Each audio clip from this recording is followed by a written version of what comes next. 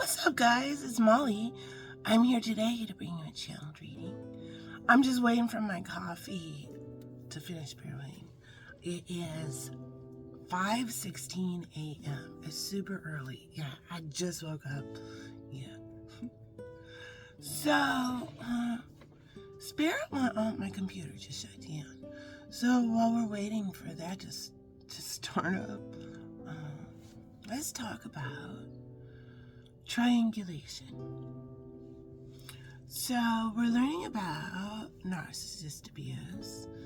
We're learning about scapegoats of families. We're learning about all sorts of different things with the art movement. And us Spirit wants to talk about triangulation. Again, we've talked about it before. So what is triangulation? Triangulation is when somebody uses you as supply for them. So you'll have three people, one person here, one person here, and one person here. And this person is pissed off at this person. This is the narcissist. They're pissed off at this person. So what they're gonna do is ghost this person. Yeah? No. Shunned. You don't exist. No. But you know who does exist? This person. And they're gonna start like rubbing your face in their interactions with the other person. And the whole goal is to try to get you to notice that they're not interacting with you, but they are interacting with that other person. And the bully, the narcissist, the abuser, gets negative supply knowing that you know that they're interacting with that person. And they do it on purpose. So they may do things that they know will hurt your feelings. They're using everybody. They're using everybody for their own supply. And let's remember, supply means attention. It's another word for attention, but it's not just attention. It's like supply is a good word because there is like this level of, I don't know how else to explain it, supply that these kind of people feed off of with their abuse. So, for example, I suffer from familial abuse. I am the scapegoat of my family. I've had a spiritual awakening due to narcissist abuse. And my family has completely discarded me because I won't stay in the role of scapegoat. And so not only do certain members of my family, significant members of my family, discard me and shun me, but they purposely try to create a friendship relationship with my exes. I have one ex who has gone to jail several times for beating me up. I have, that ex has been in trouble with the law several times for being horrific to me. That person just shook me down for $50 so they can buy themselves a dog. And since then, and a week before, called me up and said, "You're a fat, ugly bitch." I said, "Why are you doing this to me?" I started crying. They said, "Oh, here comes the waterworks. Yeah, 'cause you're a fat, ugly bitch." Yeah, that person heard somebody say I was cute. So that person has since discarded me. When you don't fall into the scapegoat role that all these people are used to over so many years, they will tantrum and act out on you. And so my family, knowing that this person has done these horrific things to me, has been to jail for doing these horrific things to me in the past and continues to this day.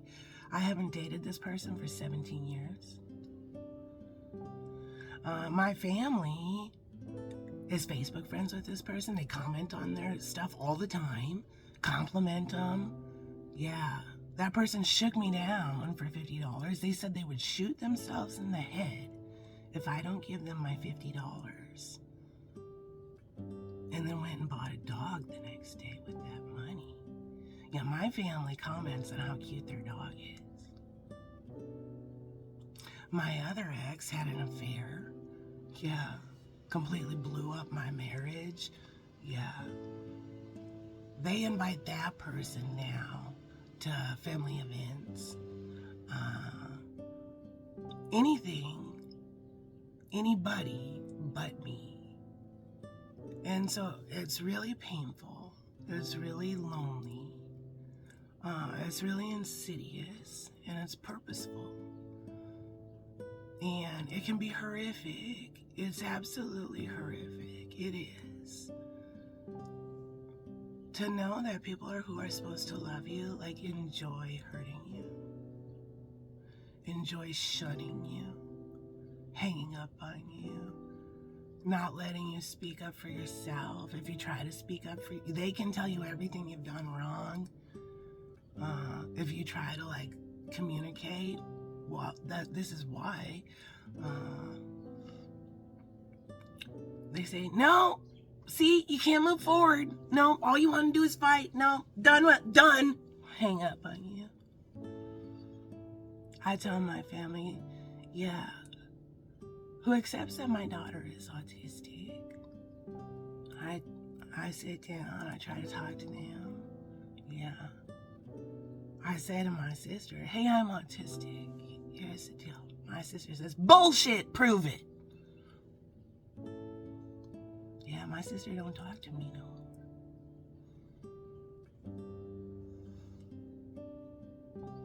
So you can really lose your family when you have an awakening, when you refuse to be the scapegoat anymore, when you refuse to allow these people to take their anger, hurt, and frustration out on you. And that may have been your role for so long as an empath. And it can be really devastating. I've cried a lot of tears all by myself. I've been shunned. I'm still being shunned. And everybody thinks it's justified. But I know for a fact, yeah, if somebody beat the shit out of my daughter, the last thing I would do would be foster a friendly relationship with that person. If another person had an affair on my daughter, gaslight, among other things, yeah, the last thing I would do was try to foster some kind of relationship with my daughter's ex. Yeah. So if this is happening to you, you're not alone. It's a common tactic that happens to a lot of people. It can feel very, very lonely. It can feel like they feed off your pain. It can feel like they secretly hope you will end it all. They might be very callous with your feelings. Yeah. Well, just know that's not the person you want them to be. No, you've always wanted them to be somebody. If you're older now, Spirit might be slowly unfolding this abuse for you. As a child, you may have had a veil put on because it was too horrific, it's too scary, it's too mean, it's too vengeful, too hurtful, and you're too sensitive.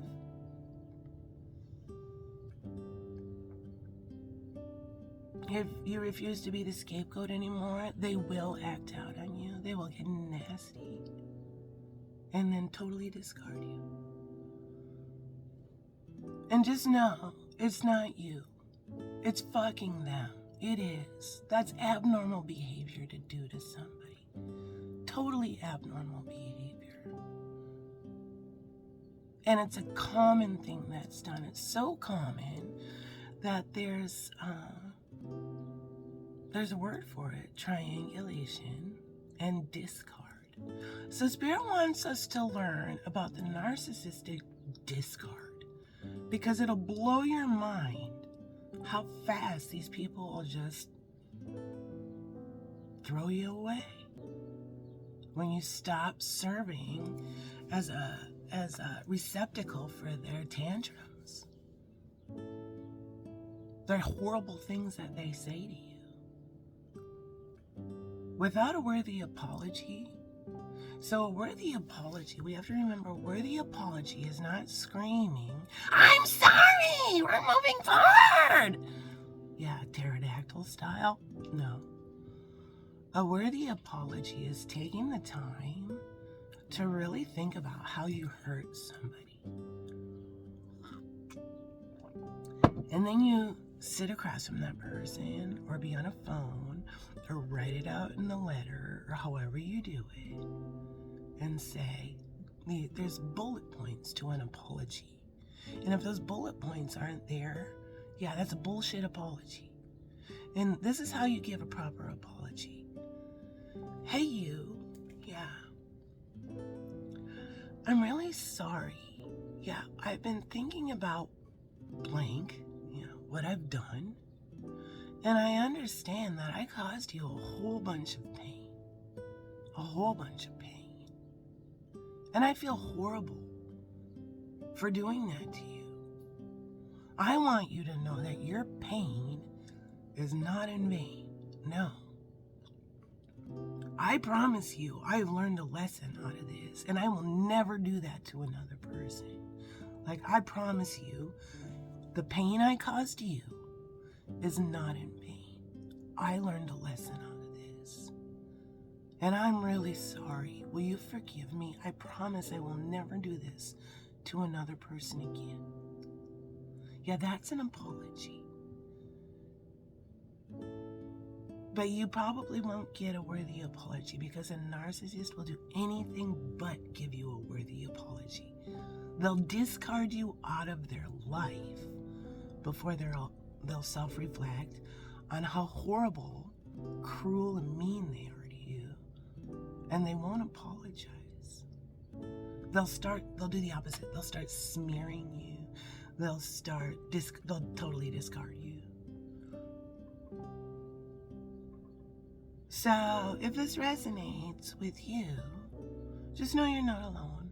There's a whole bunch of people who this has happened to. It's textbook bad behavior.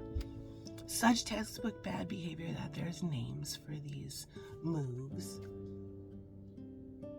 But you can feel really lonely.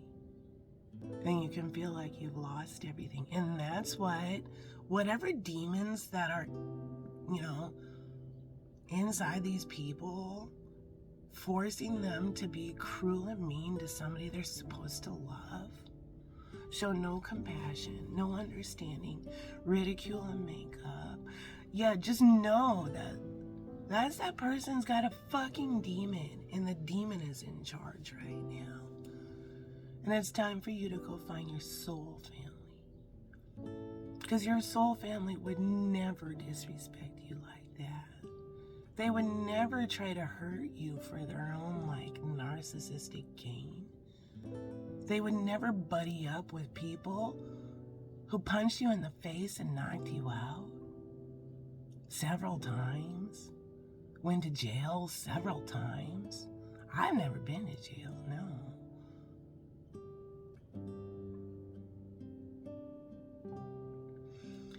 So it's a sad truth, a sad reality, but it's a very common thing.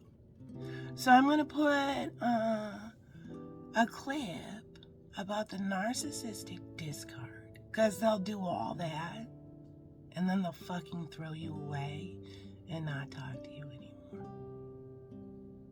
Because they know, you were just an appliance to them, and they don't need it. They don't need you anymore. You stop being the scapegoat. And it'll surprise you how fast they just carry on without you. So I'm sorry if this is happening to you. Yeah, and know that knowledge sets you free. And knowing that this is very common for this kind of abuse, it's not you, it's fucking them. Alright? So I'm going to put a link in the comment section of this reading. There's a wonderful woman who explains the narcissistic discard. And Spirit wants all of us to watch that today. Alright. Good morning. If anybody hasn't told you in a long time, listen to me right now. Let me find. Yeah. I love you. I hope you love